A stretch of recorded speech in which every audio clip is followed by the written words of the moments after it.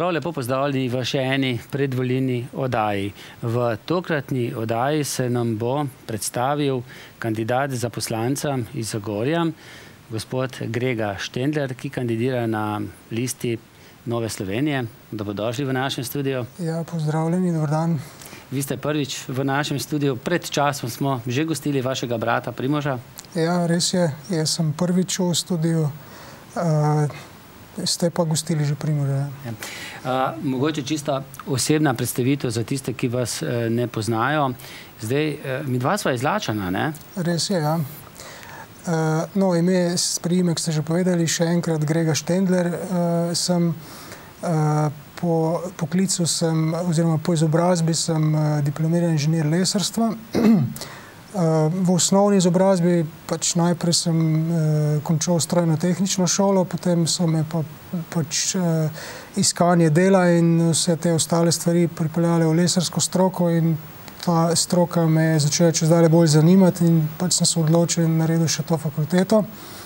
V bistvu se že od svojega 20. leta praktično preživljam kot samostojni podjetnik oziroma pač kot podjetnik oziroma imam svoje podjetje. Zadnje leto pa zaradi strokovnosti sem tudi nadomeščal oziroma bil zaposlen na šolskem centru v Ljubljani kot učitelj, predavatelj strokovno-tehničnih predmetov, ker so pač rabili mojo pomoč. Ampak zdaj to delo se trenutno izteka, tako da sem spet v... Čeprav ne, danes sva malce predstavljala termin snemanja oddaje, prav zaradi vaših obveznosti. Popravce so imeli, ne? Ja, res je. So bili uspešni? So bili uspešni, ja. Vsaj to, no? Ja, moral sem pač nujno še nazaj v službo, ravno zaradi tega in sem se pač zadržal, tako da smo morali ta termin predstaviti, ja. Ste sedaj vi osebno soočili tudi s popravci? Ne, nisem. Na srečo ne, ne? Verjetno je to kar stres. Vsak izpit je stres. Jaz imam v življenju že mnogo izpitov za seboj, ampak vsak izpit na novo je nek stres. Z vašim bratom sem bil še šolec, Friditom, to je najstarejši, 4 ste otroci. Zdaj, oče, mati tudi, oče zdravnik, mati medicinska sestra, znana v Kisovcu, v tisti ambulanti, kjer je zdaj pošta. Dolga leta je tam deloval. Se kaj vleklo na medicino? No, pač čisto odkrito povem, mi je oče rekel po končani osnovni šoli, pač ti boš šel pa v gimnazijo, ti boš pa zdravnik, ne. Jaz sem pa rekel, pač po svoji naravi sem bolj takšen trmast ali odločen, kako sem rekel, ja, veš kaj, vsi Štendlerji, pa spet ne moramo biti zdravniki, ne. Jaz hočem biti pa nekaj drugega, ne. No, in malo je bil presenečen, ampak je to mojo voljo takrat upošteval. Danes pa pravi, da sem imel prav. Sestra se pa je odločila, pa sestrična tudi, ne? Sestra se je pa odločila, pa je zdaj zdravnica in je tudi specializirala, pa sestrična tudi, ja. Mislim, da obe v Trbovskem zdravstvenem domu delujeta. Ja, tako je. Oče še kaj? Poprime za kakšno pripomoček? Ne. Kako to, no? Zdaj veliko poslušamo o teh novih obrazih. Vi ste bolj kot ne nov obraz v politiki, čeprav verjetno že dolgo vrsto let v Novi Sloveniji. No, niti nisem novi obraz, mogoče novi obraz za Zagorje. V Novi Sloveniji sem že dalj časa aktivni član. Trenutno sem zadolžen v bistvu za to, za Savsko regijo, se pravi Zagorje, Trbovlje, Hrastnik. Kandidiram pa zdaj v bistvu v Zagorju zato, ker imam zdaj zadnje leto stalno prebivališče na Izlakah, kamor sem se pač preselil v svoje prostore. Prej pa nisem živel tu, zato mogoče sem bolj kot novi obraz, sicer pa ne. Za nas, za Sočane, recimo, ne? Tako, ali pa novi stari, ne. Tako, ja. Kako to, da ste si izbrali Novo Slovenijo za tisto stranko, kjer najdete tisto, kar... Pač Nova Slovenija, krščanski demokrati, je demokratična politična stranka. Mi želimo povezovati vse državljane, državljanke Republike Slovenije, ki nekako sprejemajo demokracijo, krščanske vrednote, pač slovensko kulturo in evropsko sodelovanje. In to je to. V kaj verjamete v Novi Sloveniji? Pač mi verjamemo predvsem v podjetne, v dinamične, notranje motivirane ljudi. Verjamemo v ljudi, ki imajo bistre ideje in tudi sledijo svojim sanjam. Verjamemo v ljudi, ki uresničujejo nove zamisli, so pripravljeni tvegati. Verjamemo v poštene, iskrene, strpne in strokovne ljudi, ki brez zavidanja in pa borbe za nek prestiž uresničujejo program krščanske demokracije. Jaz vem, da mi imamo mnogo takšnih, tako da za Slovenijo se ne bojim.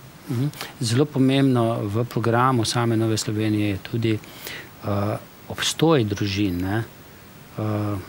Torej, da se da večji pomen družinam, ne? Ja, predvsem to mi v Novi Sloveniji želimo. Želimo izboljšati kvaliteto življenja družin. Želimo, da ljudje postanejo uspešni. Mi bomo spodbujamo visoko stopnjo zaposlenosti, izobraževanja in tudi varovanje človekovega zdravja. Kako boste izboljšali razmere v gospodarstvu? To je verjetno kot podjetnikov kar pomembna zadeva, ne? Ja. No, mogoče kratek odgovor, ampak gotovo vam bom dal tudi bolj obsežno razlago. Naš cilj je socialno-tržno gospodarstvo. Osnova je, da ima vsakdo možnost, da uspe. Na kratko. Če to malce razširite, ja? Ja. Kot prvo, ki se moramo vsi zavedati, ne samo mi, pač vsi, je prva stvar je to, da gospodarstvo smo ljudje. Nihče od nas nima neke čudežne paličice, da bo zamahnil in da bo čez noč ustvaril neka podjetja nova, ki bodo zaposlovala množice ljudi, trenutno teh brezposelnih. Mi sami moramo poiskati neke ideje, kaj delati, kje delati in kako prodajati, da bomo pač uspešni. Jaz sem prepričan, da zagotovo zelo veliko ljudi to že ve, oziroma ne, da to že ve, da to že celo dela in ti potrebujejo spodbudo. Spodbude tem moramo dati pomoč v znanju in v financah, se pravi predvsem v znanju. Samo od tu naprej bomo ustvarili neke zdrave temelje malih družinskih podjetij, ker bodo seveda temelji zdravi, ker bomo začeli z osnove, bo kasneje tudi marsikatero od teh podjetij preraslo v tisto, o čemer sem ravno prej govoril, tisto, kar iščemo sedaj, se pravi neka močna, stabilna podjetja, ki bodo sposobna dolgoročno zaposlovati množice ljudi. Če mogoče beseda o teh majhnih podjetjih, zakaj menite, da so bistvo uspeha? Ja, glejte, to je zelo dobro vprašanje. Zakaj majhna podjetja? Vse se nekako mogoče bo kdo rekel, ja, to so vse neki drobi, majhna podjetja, ampak v bistvu temu ni tako. Glejte, majhna podjetja, to so običajno družinska podjetja. Tu v teh družinskih podjetjih so lastniki in zaposleni člani družine. Edino ti se zavedajo, da to, kar imajo, to, s čimer razpolagajo, da so to ustvarili sami. In ti bodo znali v kriznih časih tudi potrpeti in v bistvu krizo izkoristiti za svoj uspeh in napredek. Glejte, kriza po eni strani ni nekaj slabega. V krizi se najde, ne da se lahko najde, ampak se najde in vedno je mnogo izzivov, veliko možnosti za uspeh. Za nekoga je pač kriza, drugi pa lahko to izkoristi za svoj uspeh in za svoj napredek. Pač v takšnih podjetjih se vsi člani zavedajo, da je uspeh odvisen od njih. Vedo, zakaj je potrebno delati tudi več kot 8 ur, če tudi nisi za to plačan tisti trenutek v denarju, si pa mogoče s tem zadržal delo, ali si zdržal svoje dobro ime, mogoče si celo samo svoj položaj obdržal, ampak si obstal. Če bi to zdaj rekli zelo tako strokovno, na kratko, pač ti so ljudje, so v družinskih podjetjih, so bistveno bolj notranje motivirani. Zdaj, ko govorimo o podjetništvu, veliko krat govorimo tudi, da so podjetja, ko so včasih v težavah, pridobijo kakšno pomoč, zdaj državno pomoč, mogoče kakšno evropsko pomoč. Kako vi na to gledate? Ste že vi kdaj potrebovali kakšno pomoč? Kot podjetnik, seveda. Ja, sem potreboval pomoč tudi v mojih podjetniških zgodbah. V nobeni podjetniški zgodbi ni premice, v nobeni podjetniški zgodbi ni samo vzpona. Vsaki podjetniški zgodbi je krivulja, ki ima svoje viške in svoje slabe čase, oziroma pluse in minuse. Ampak da se preveč ne oddaljim od tega. Prej sem govoril, da je naš načrt socialno-tržno gospodarstvo. To pomeni, da ima vsak možnost, da uspe. Ampak tistim, ki se spotaknejo, moramo pa seveda pomagati, da se znova poberejo. Vsekakor menim, da podjetjem, ki imajo težave, je potrebno ponuditi pomoč. Ampak tu moramo vedno tehtno premisliti. V kakšnem smislu? Kadar govorimo o pomoči, si večina ljudi, podjetnikov, najprej pomisli, da bo prišel nek odrešitelj, ki bo imel v rokah kovček denarja. Pač ta kovček bo odprl in naše težave se bojo kar samodejno rešile. Mimogrede, tako smo tudi mislili, da se bo sveja rešila, da bo prišel denar, pa se bo kar rešilo, ne? Ja, del denarja je prišel, pa tudi če bi prišlo še več denarja, bi se sicer del težav rešil, ampak v bistvu ni to prava pot, to nikakor ni pravilna pot, ker najprej je treba pogledati odgovornost za nastalo situacijo. Se pravi, če je bilo tako ravnanje, da se je to zgodilo, da se je podjetje zašlo v težave, neodgovorno, moramo to najprej kaznovati, neodgovorno ravnanje. Še posebej, če se je s tem nekdo okoristil.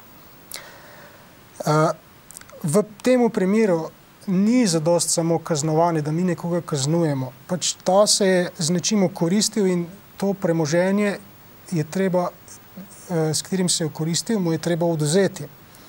Če je to posameznik, je posameznik, če je skupina, je skupina. Potem pa moramo pač pokazati pravo pot temu podjetju. To je. Glejte, pri nas se pogosto dogaja, ko mi podpiramo, finančno pomagamo podjetja, da takšne, ki so v težavah, da mečemo denar pač dobesedno skozi okno. Zdaj pa kar vas vprašam. Vi ste potnik na neki ladji. Kapitan te ladje je zašel z ladjo. Nasedel je na čeri, ladja se je potopila, posadka in potniki se rešila. A boste vi sedaj kupili temu kapitanu novo ladjo, pa se zaupali posadki, pa se še enkrat peljali z njimi? Zagotovo ne. To je čisto logično, ne? Pri podjetjih je pa zgodba enaka. Vodstvo je zašlo, nasedlo je na čeri, podjetje se je potopilo, a mi pa sedaj bomo temu istemu vodstvu dali ponovno denar in v večini primerih nam je točno znano, kaj se zgodi. Zgodba se ponovi. Z denarjem se zakrpajo neke stare luknje. V veliko primerih te stare luknje, koliko je teh lukenj, sploh niso jasne, ampak se zakrpa samo en del lukenj. Potem pa veste, kaj se dogaja. To je ravno tako, če po prispodobah to rečemo, če vi greste po vodo, morate vzeti vedro, ki nima lukenj. Potem boste prinesli polno vedro vode. Če pa vi vzamete vedro, ki ima še 5 lukenj, pa lahko še toliko hitro nosite vodo, pa bo se skozi teklo. Torej, hočem reči, najprej treba pregledati poslovanje, najdete vzroke, ugotoviti vzroke za neuspeh. Če gre tu za kršitve ali pa za to, da se je nekdo koristil, kot sem že rekel, je potrebna kazen in odvzem premoženja. V tem primeru je pot pravilna, samo vodstvo je pač imelo v ozadju neke svoje koristi, se okoristiti s tem, ne pa delati v dobro podjetje. Se pravi, v tem primeru pot je, samo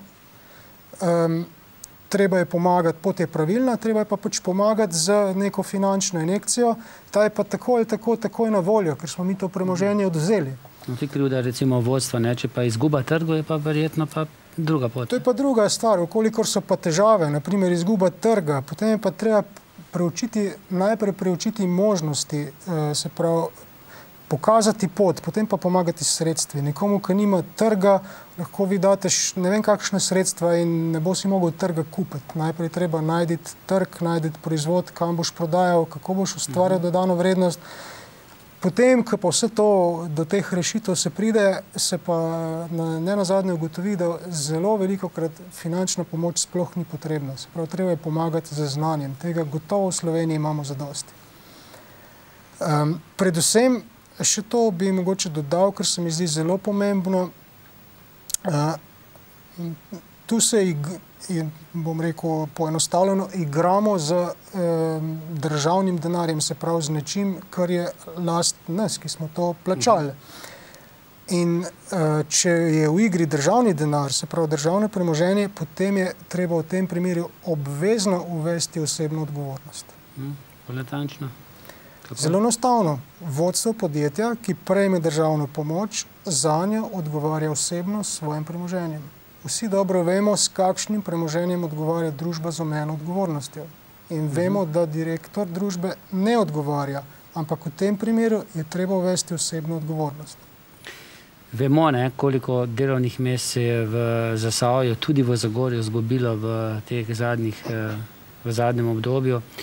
Omenila sva Svejo, rudnik je že zaprt, ne vemo, kaj bo s Termoelektrarno Trbovljem. Kje vidite vi možnosti za ustvarjanje novih delovnih mest? Je to podjetništvo, mala? Tako kot sem že rekel, predvsem so to mala družinska podjetja. Uvesti treba enostavnejše te uradniške postopke, pa tudi pritegniti nove investicije, se pravi investitorje. Pa da bo bolj razumljivo, bom kar vas vprašal, kam boste vi šli ustanoviti podjetje? Tam, kjer boste morali na 5 okenc, pa vas bodo še pošiljali do enega do drugega, ali tam, kjer boste na enem mestu uredili vse, pa dobili še ustrezen nasvet, kaj izpolniti, kako voditi računovodstvo, kam iti, da vam bojo okrog tega pomagali. Odgovor je logičen, sam žal, ne? Žal. Boste tam ustanavljali podjetje, kjer so zavodi, kjer je veliko nekih zavodov, centrov za razvoj, ki so sami sebi namen, tam, kjer uradnik že gleda, 10 minut je že ta človek tukaj, ali bo že šel, ali še... Mimo glede tudi mi, da imamo še 10 minut. Aha, dobro, potem mora bohteti. No, ne nazadnje pa, kje boste ustanovili podjetje? Tam, ker se boste za zemljišče plačali zelo veliko, ker so te borili za gradbeno dovoljenje, pol vas bo pa nazadnje še lokalna skupnost oziroma občina presenetila z odločbo za komunalni prispevek za kakšnih 100.000 evrov. Mislim, da ni treba več posebej govoriti o tem. In kako vi gledate na samo Zagorje, kjer kandidirate? Kako mislite, da je poskrbljeno za, kaj bi se dalo izboljšati za takšne ideje, nove podjetja, privabiti podjetja? Privabiti podjetja, nižjo davčno obremenitev, to je prva stvar. Na prvi pogled se zdi, da to ni tako. Visoki davki po eni strani pomenijo beg v sivo ekonomijo, pa dušenje podjetij. Če pa dolgoročno znižamo davke, bo pa to več podjetij, več zaposlitev, več investicij. Ampak to ni zdaj tako enostavno. Vsega tega se je treba lotiti premišljeno, tehtno, pretehtati vse možnosti, kaj se bo zgodilo, če znižamo davčno obremenitev in tako naprej. Še beseda ali dve o investicijah? Ja, investicije prav gotovo so bile. Zdaj v zadnjem času nekoliko manj kot pred leti. Vsekakor je pa tu treba pretehtati, v kaj investirati. Ne želim izpostavljati nekih posebnih posameznih primerov, ki se mi zdijo neustrezni, niti nimamo časa za to. Moramo pa pri vseh teh investicijah mora veljati neko splošno pravilo, se pravi investirati v nekaj, kar bo prineslo ustrezno korist. Se pravi tisto, kar bo prineslo nova delovna mesta, več zaposlitev, več dobička. Vsak dober gospodar dobro ve, če ima višek denarja, si ne bo kupil drag avto, ampak si bo kupil stroj, s katerim bo še več zaslužil. To je osnova vsega. To je neko splošno pravilo. Ker, čeprav razumem, kakšni projekti, ki so se v zadnjem obdobju izvajali tudi v Zagorju, če pogledamo nasproti Špara, Tribune, kar precej drago, ali pa zdaj na vhodu v Zagorju, tam, kjer se gradi čistilna naprava, bo zdaj pač tam v obliki ladje, še spet veliko denarja, ni to ena dodana vrednost. Sicer bo lepo, Se strinjam, ni to stran vržen denar, tako kot ste rekli, bo lepo. To je ravno tako, kot če sem jaz podjetnik, pa si namesto enega modernega stroja, ki bi me zelo koristil, kupim zelo drag avto. Jaz se dobro zavedam, da tisti avto ali karkoli, neka dobrina, me še vedno lahko počaka. Bom ga pač kupil čez 3 leta ali pa čez 5 let. Danes je pa na vrsti tisto, iz česar jaz živim.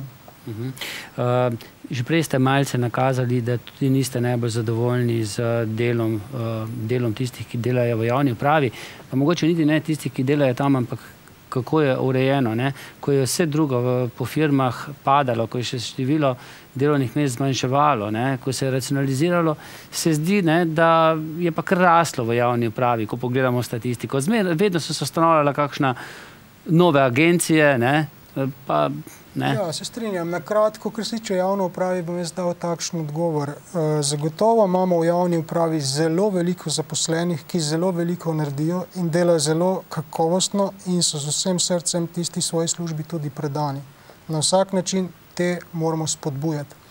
Na drugi strani imamo pa tudi malomarne, pa neproduktivne. Nažalost pa ti niso kaznovani, niti niso odgovorni. Zakaj? Ker ni takšnega sistema, ker jih sindikati ščitijo, ko bi človek mislil, da bi ščitili dobre delavce, ne? Ja. Tiste, ki nekaj dajo, ne? Tiste, ki nekaj dajo, tiste moramo spodbuditi. Mogoče nagraditi, ne? Nagraditi. Te, ki so pa neučinkoviti, te moramo pa v bistvu, ne bom rekel zdaj kar kaznovati, ker tudi kazen ni... Ampak v plači se pa ne bi poznalo, ne?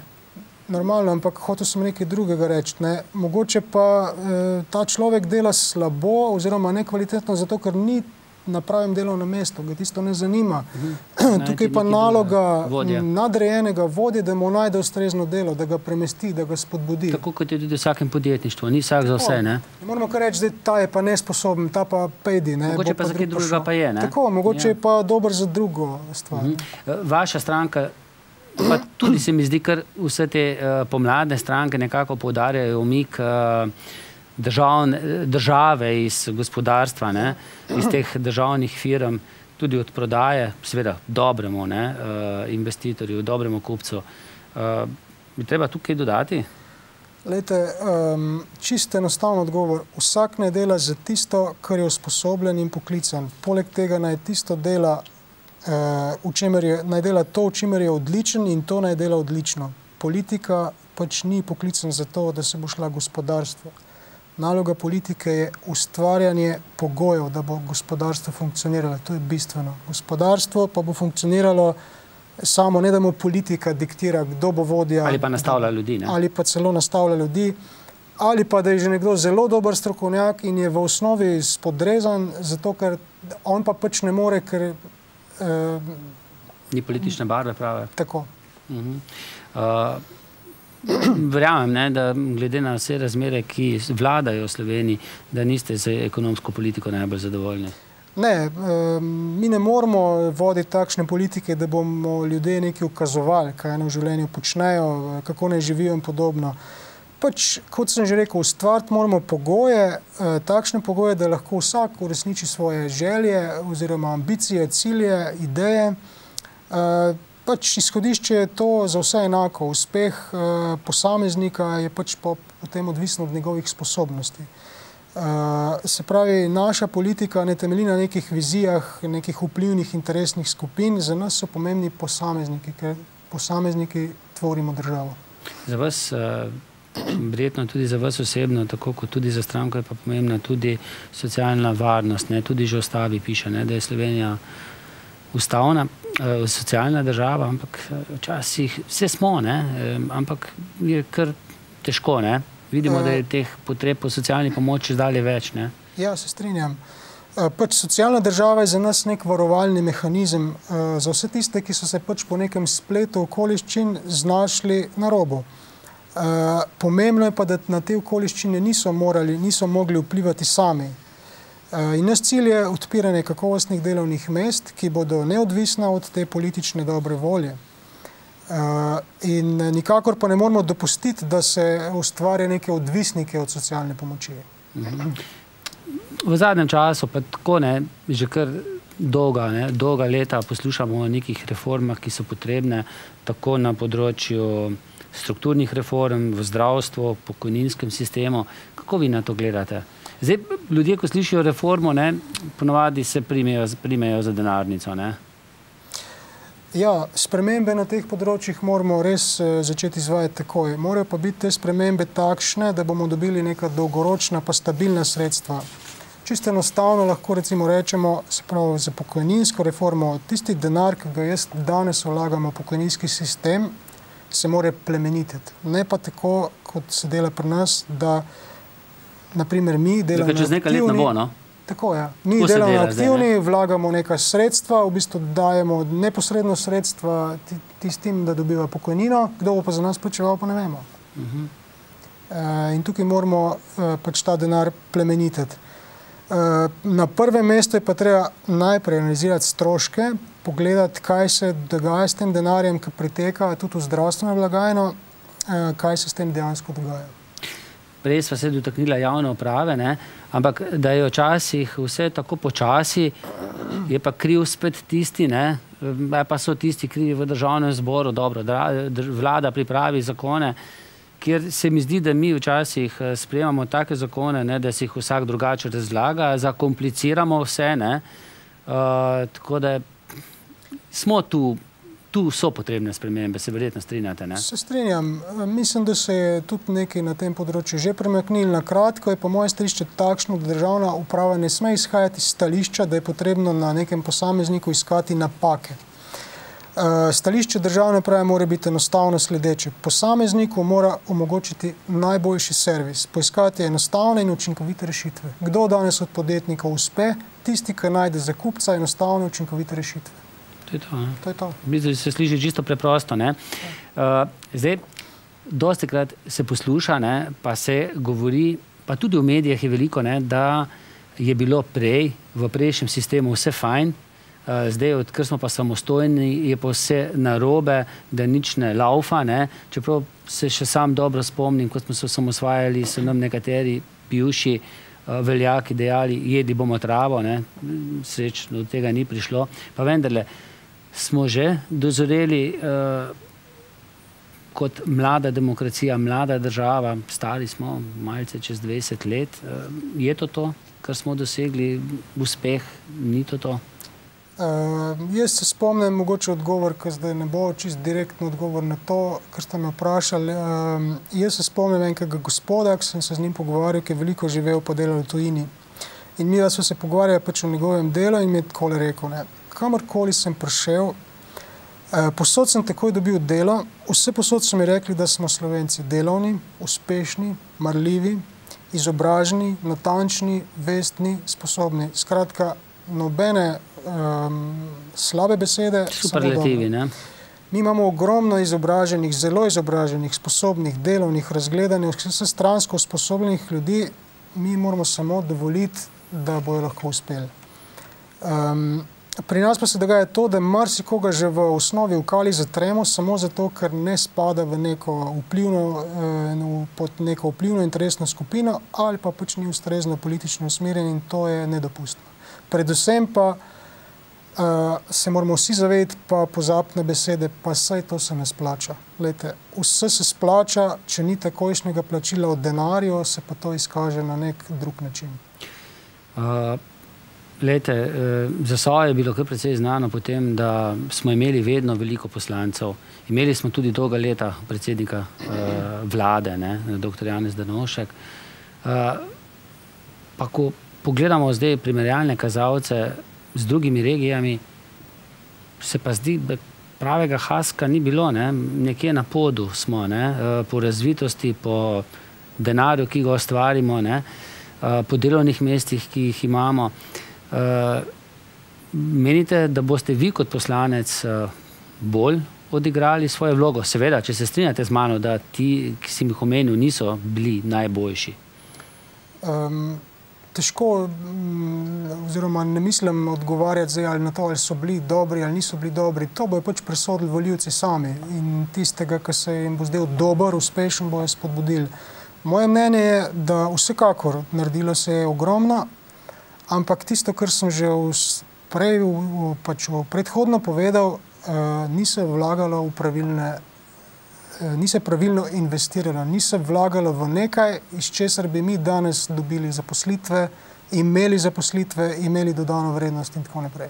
To je osnova vsega. Torej, niso zrasla podjetja, vsaj malce večja, da bi več zaposlovala. Nam nič ne pomaga neka lepa fasada, lep park ali karkoli že. Ne bi rad, da nekdo za to povezuje z nekimi, ne mislim naštevati, kot sem že prej rekel, nekaj, kar se mi ne zdi ustrezno, ampak v osnovi, kot sem rekel, nima pomena, da moramo investirati v to, kar nekaj prinaša. Kje najdete čas za sprostitev zdaj? Prvi teden, se mi zdi, pa drugi teden volilne kampanje, ste bili na enem usposabljanju? Ja, bil sem na usposabljanju za vodnika Planinske zveze Slovenije. Torej planinc? No ja, če se malo pohvalim, po planinski izobrazbi alpinistični inštruktor, torej, kadar me ne najdete v službi, me ponajdete v steni kakšnega slovenskega 2000-aka ali kakšna pa zahtevna stena že tudi? Svinga je šla skozi? Ne. Svinga še čaka. Še čaka, ne? Zdaj pred kratkim je bil film, ne? Zanimivo za pogledati. Kje še polnite, poleg v gorah, Dusco? Prva stvar, še kaj nisem omenil, pred gorami je seveda moja delavnica, tam, kjer sproščam svoje znanje, ideje, skušam nekaj uresničevati, nekaj novega iskati in tako naprej. To je to. Kakšna knjiga dobra? Kak film? Ne, zato pol na koncu zmanjka časa. Knjiga, ja, strokovna. Strokovna. Strokovna, ja. Nogometci, kaj ogledate v teh dneh? Ne. Niste bolj športni navdušenec? Ne. Pa razumete vse tiste, ki pa so? No ja, pač vsak ima svoje veselje. No, v Zagorju na volilnem lističu vas bodo volivci najdli pod številko 2. Bo ta številka 2.